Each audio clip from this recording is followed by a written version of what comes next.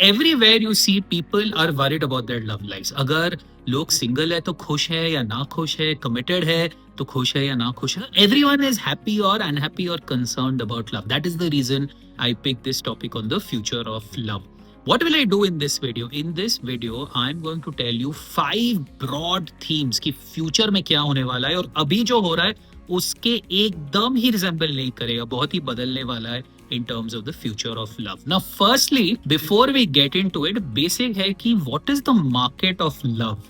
Market of love, और typically हम इसको online dating market के size से ही जज करते हैं. So, for example, एक रिसर्च फर्म है called Markentel Advisors और उन्होंने कहा है जो ऑनलाइन डेटिंग मार्केट है इंडिया में अबाउट $1.4 बिलियन होगा, हर साल 11 से 12% ग्रो कर रहा है और इंडिया में 100 मिलियन 10 करोड़ लोग हैं, मोर देन 10 करोड़ लोग हैं जो इन प्लेटफॉर्म्स पे रजिस्टर्ड है. Before we start, please like this video, please share it with your friends so that I have the energy and the motivation to keep doing this. So 5 broad trends I'm going to talk about and then I want to listen to your comments कि आपको लग रहा है कि ये होगा या नहीं होगा. The first big theme and the first big trend is sort of a reality check. इन लोगों को समझना चाहिए कि Valentine's Day equals loneliness.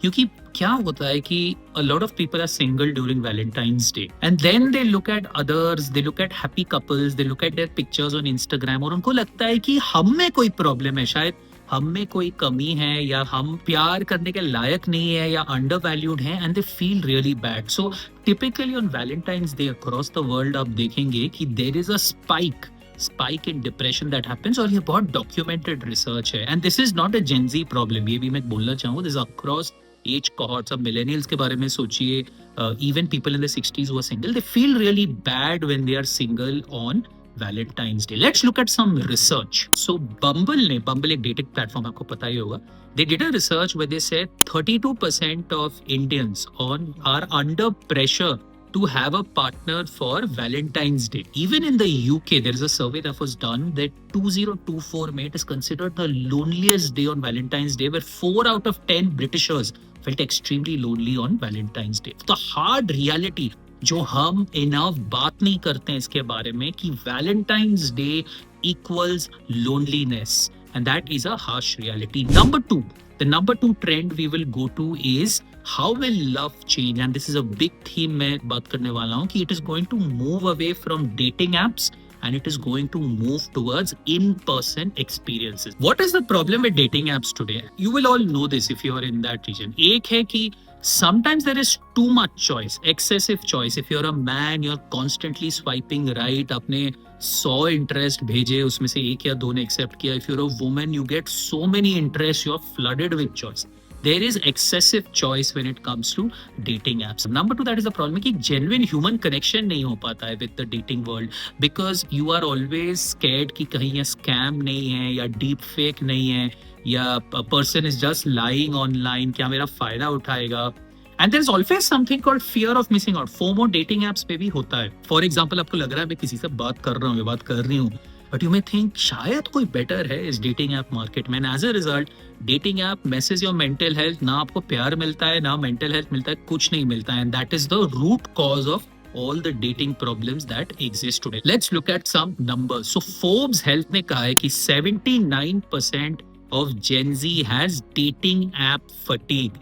Dating app fatigue, उनको पसंद नहीं है using dating apps. Some more research is a YouGov survey, 2024 YouGov survey में कहा है कि out of every 3 people who are on dating apps, 2 of them have never met anybody in physical life because either उनको trust नहीं है dating platforms पे या उनका डर है कि कोई scam होगा या deep fake होगा. McAfee India, we've looked at research that 41% of Gen Z was ghosted on dating app. Ghosted का मतलब क्या है? आपको पता ही होगा कि suddenly you abruptly stop communication. आप communicate करना बंद कर दीजिए. So 41% went through ghosting. 38% had been catfished. 38% had been catfished. Catfished का मतलब क्या है कि कोई एक fake identity use कर रहा है आपको फंसाने के लिए on the dating world. So catfish हो रहे हैं लोग, ghosted हो रहे हैं. And 27% have been love bombed. People have gone through all these bad experiences on dating apps, plus scams, plus deep fakes, all of that, and they are losing faith in dating apps. And as a result, losing faith in love. So what does this mean? Where will they go? Will love die? Of course, love will not die. क्योंकि love एक fundamental human emotion है, कहीं नहीं जाने वाला है. So people are moving to in real life experiences.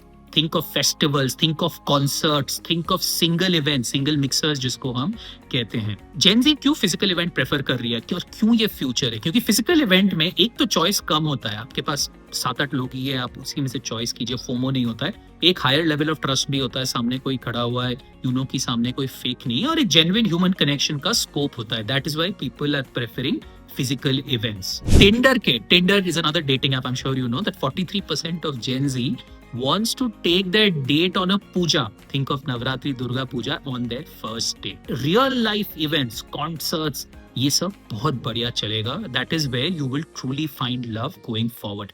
People इसको और एक स्टेप आगे लेके जा रहे हैं. They're talking about in terms of book clubs, cookery classes, जो भी आपके कॉमन हॉबीज हैं, माउंटेनियरिंग, उधर आपको एक्चुअली लव मिलेगा. Trend number 3, which is AI will be your true partner. AI will be your true girlfriend or AI will be your true boyfriend. अगर आप globally देखेंगे, so what is called a AI powered boyfriend or girlfriend is actually, हम लोग मजाक कर रहे हैं, but it's becoming very very big. What is an AI powered girlfriend or boyfriend? Think of an app like Replika, REPLIKA. और उसमें आप अपनी स्पाउस या गर्लफ्रेंड या बॉयफ्रेंड को आप उसमें कस्टमाइज कर सकते हो 24/7. That avatar is giving you emotional support. आपकी कॉन्वर्सेशंस के लिए कस्टमाइज्ड है. And lot of people are getting used to AI powered boyfriend and girlfriend. अगर आप इसका मार्केट देखेंगे globally, there are at least 100 million users across the world जो AI powered boyfriend और गर्लफ्रेंड यूज कर रहे हैं. एंड ये सिंगल लोग नहीं है, some of them are even in relationships and they have 2 spouses, one a human spouse and a AI spouse. How big will this market become? So there is a company SNS Insider Research, उन्होंने देखा है कि ये market of AI powered girlfriend और AI girlfriend app market will become $11 billion in 2032. मतलब हर साल अभी से 20% ग्रोथ होने वाला है और ये इंडिया में आ रहा है. फॉर एग्जाम्पल, McAfee ने एक रिसर्च किया है which says 61% of Indians think they can develop an emotional bond with an AI partner. एक बहुत इंटरेस्टिंग रिसर्च वो हार्वर्ड ने भी किया था कि लोग एआई को यूज कैसे कर रहे हैं, चैट जीपीटी को यूज कैसे कर रहे हैं. नंबर 1 यूज केस प्रोडक्टिविटी का नहीं था, नंबर 1 यूज केस कंपेनियनशिप का था. हैपन का एक रिसर्च है जहाँ पे वो कह रहा है कि 54% of people will not mind if the spouse और गर्लफ्रेंड और boyfriend has an emotional attachment with AI and if they become the second person in the relationship. So this is coming to India. ये आ चुका है, ये बहुत बड़ा होने वाला है. Every person going forward will have 2 spouses, a human spouse and an AI spouse. और अगर आप realistically देखेंगे in terms of emotional availability and companionship, AI will do a better job than the human spouse. और मैं आपको provoke करने वाला हूँ. Why do we seek human connection or why do we seek love? 2 reason है. एक है companionship, दूसरा है फिजिकल इंटीमेसी. कंपेनियनशिप तो एआई कर ही रहा है. अगर आपने देखा होगा अगले साल से ह्यूमनॉइड रोबोट्स आ रहे हैं और many experts believe that by 2040 the humanoid robot will give you better physical intimacy than the human partner of yours. तो in a way future of love is a big question mark कि क्या होने वाला है. In course of time AI jobs भी लेगा, AI आपका partner भी सब्स्टिट्यूट कर सकता है. Number 4 is I am going to talk about a very very interesting model which is called renting a boyfriend या फिर रेंटिंग अ गर्लफ्रेंड. आप एक बॉयफ्रेंड को हायर कर सकते हैं 7-8 घंटे के लिए, आप एक गर्लफ्रेंड को हायर कर सकते हैं 7-8 घंटे के लिए. बट उसके पहले, इस थीम में जाने के पहले एक बेसिक सवाल पूछते हैं कि why is it so difficult to find love? आजकल इतना मुश्किल क्यों हो गया? People can not find love. What do you think? And I want to hear from you. Why don't you आप कमेंट सेक्शन पे अपने थॉट्स लिखिए कि, और इसमें कोई सही जवाब नहीं, सही जवाब या गलत जवाब नहीं है, जो आपको सही लगता है आप लिखिए. मेरा ओपिनियन ये है, और इसमें मैं डेटा नहीं लाया हूँ, बट ये मेरा पर्सनल ओपिनियन है कि ये सोशल मीडिया की वजह से हो रहा है. सोशल मीडिया क्या कर रहा है? एक जेंडर वॉर बना रहा है और लोगों को एक्सट्रीम पे लेके जा रहा है. फॉर एग्जाम्पल, जब भी आप यंग गर्ल्स को पूछेंगे सिंपल क्वेश्चन लाइक आपके बॉयफ्रेंड को कितना कमाना चाहिए आपको डेट करने के लिए उनको, एंड दे विल प्राउडली से 100 crores अ मंथ. आपने ऐसा बहुत रील्स देखे होंगे और ऐसे रील्स को नॉर्मलाइज किया जा रहा है. 1 मिलियन लाइक्स आ रहे हैं, 5 मिलियन लाइक्स आ रहे हैं कि बहुत सारी लड़कियों को लगता है यार हमारा बॉयफ्रेंड तो 100 crores कमाना ही चाहिए. और ये लड़कियों का प्रॉब्लम नहीं है, लड़कों का भी प्रॉब्लम है. On the man side lot of coaches से कि आप लड़कियों के साथ टॉक्सिक तरीके से बिहेव करो, फिर लड़की आपसे अट्रैक्टेड हो जाएगी. आप अच्छी तरीके से बिहेव करोगे तो लड़की आपके पास नहीं आएगी, and this gets millions of views.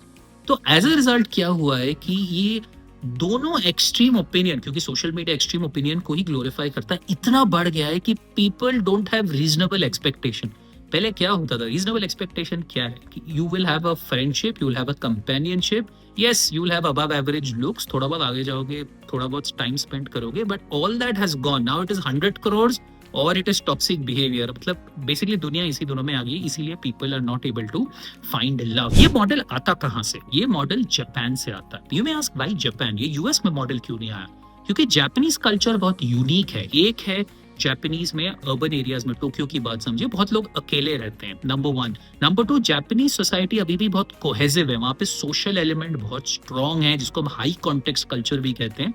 And as a result, जहाँ पे आप अकेले रह रहे हैं बट सोसाइटी आपको इतना प्रेशर डाल रहा है कि नहीं आपको तो रिलेशनशिप में रहना चाहिए, that is why this model started off in Japan, which is a rent a girlfriend और रेंट अ बॉयफ्रेंड। एक आपको एग्जाम्पल देने वाला हूँ मैं। There is a platform called Rent Kano. वहाँ पे 100,000 लोगों ने रजिस्टर किया है. There you can rent a girlfriend. And when I say rent, it is only for companionship, nothing else. You can rent a girlfriend for 2,000 or 3,000 rupees an hour. ये model Japan में बहुत चला है, China में भी चल रहा है थोड़ा बहुत. And essentially one of the reasons, एक न्यूयॉर्क पोस्ट का भी आर्टिकल था जहाँ पे लिखा है कि what men are doing is renting a girlfriend to practise talking to women. बहुत टाइम ये होता है कि लोगों को पता नहीं है, मेल्स को पता नहीं है कि लड़कियों से बात कैसे करते, डेटिंग प्रैक्टिस कैसे करते, या फिर उनका कोई पास्ट ट्रॉमा है जिनसे वो निकले नहीं है. तो इस प्लेटफॉर्म के through men actually practice dating. This is a model that is going to come to India. Of course, it is not a new model. Actually, 2018 से बैंगलोर में एक दो स्टार्टअप्स इस एरिया में मॉडल बनाने की कोशिश की थी, बॉम्बे में था.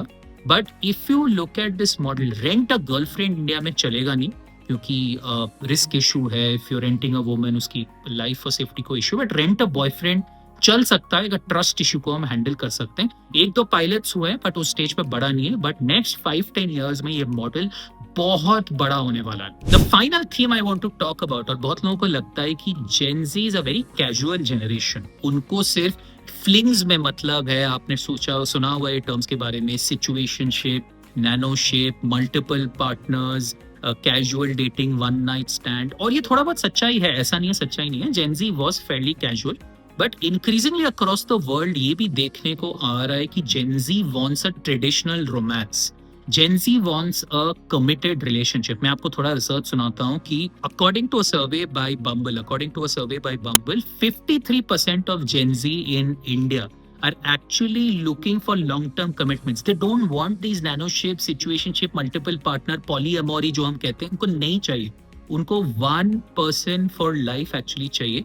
There is also an article in the UK, this is not an India phenomenon, this is a global phenomenon, जहाँ पे कहा गया है कि Gen Z is now having an obsession with traditional romance. जो पुराने दिनों का romance था, they have an obsession. But what is holding them back?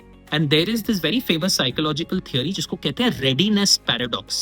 Readiness paradox का मतलब ये है कि मैं I am ready to be in a relationship with one person, but मेरा ये डर है, अगर ये person मेरे लिए सही नहीं है, फिर मैं पब्लिक आइज में फेल करूंगा और फिर लोग मेरे को बैकलैश देंगे. So the fear of failure is more than the fear of success. इसलिए मैं रिलेशनशिप में कमिट नहीं कर पा रहा हूँ. इसी को रेडीनेस पैराडॉक्स कहते हैं. फॉर एग्जाम्पल, एक ग्लोबल डेटिंग प्लेटफॉर्म मैच ने सर्वे किया कि 81% ऑफ जेन ज़ी जिन्होंने उनसे बात की थी, they are not ready to get into stable relationships, क्योंकि लग रहा है कि what if ये readiness paradox हो जाए, जिसके साथ हम रिलेशनशिप में जा रहे हैं अगर वो गलत निकला तो हमें वो बैकलैश नहीं चाहिए, इससे बेटर हम सिंगल ही हैं. That is in terms of the readiness paradox. तो हमने 5 themes के बारे में बात की, and I'm going to tell you a very very interesting story and the final trend जिसके बारे में मैंने अभी तक बोला नहीं है. Number 1, हमने कहा कि Valentine's Day means loneliness. ये एक रियलिटी है और ये समझना चाहिए, क्योंकि आप बाकी लोगों की खुशी वाली जिंदगी देखेंगे तो आपको बुरा तो लगेगा. नंबर 2, हमने कहा है कि चैनल वाइज आप देखेंगे तो डेटिंग ऐप का फ्यूचर शायद उतना ब्राइट नहीं है. Real life experiences, a festival concert बहुत ब्राइट है. नंबर 3, मैंने कहा कि AI is going to be your dating partner. अब चाहे या ना चाहे, हर पर्सन के 2 स्पाउसेस अभी होने चाहिए. एक बिजनेस मॉडल के बारे में मैंने बात की जिसका नाम है रेंट अ बॉयफ्रेंड और rent a girlfriend. Rent a boyfriend India में काफी चलेगा. और नंबर 5 जिसके बारे में मैंने बात की कि Gen Z is ready for long term relationship. The final theme I want to talk about is, जो वैलेंटाइंस डे की बात करते हैं ना, इसकी स्टोरी जानते हैं कि असली स्टोरी क्या है. ये स्टोरी एक्चुअली है सेंट वैलेंटाइन के ऊपर, और ये 3rd century AD में थे. He was known as someone who was famous for love. और जब ये लव की बात कर रहे हैं ना, ये रोमांटिक लव की बात नहीं कर रहे. He spoke of love at a human level, at a spiritual level, मतलब love for self, love for family. 1000 साल के बाद इस लव को रोमांटिक लव बोला गया. And that is probably the biggest hint that going forward, the future of love is not going to be romantic love. It can be love for yourself. आप खुद से प्यार कीजिए. It's not that कि आप किसी से रोमांस कीजिए, वो हो सकता है but may not be a big part of your life. Final research मैं आपको बोलना चाहूंगा जो जीवन साथी ने किया है, that 68% of Indian women want to spend Valentine's Day loving themselves or their family over their partner. बहुत इंटरेस्टिंग इंसाइट है और ये ही शायद फ्यूचर है और शायद गलत नहीं है, क्योंकि अगर आपको खुश रहना है, आपको खुद से प्यार करना चाहिए, आपको अपनी फैमिली से प्यार करना चाहिए, एंड उसके बाद कोई अगर स्पेशल आ गया है तो बहुत अच्छी बात है. ये है future of love. Before we end this video, I have a specific request for you. Write down 3 specific learnings or 3 interesting data points you heard in this video in the comment section. And please subscribe to my channel. Forward this video to a friend of yours. Till next time, take care. Thank you so much.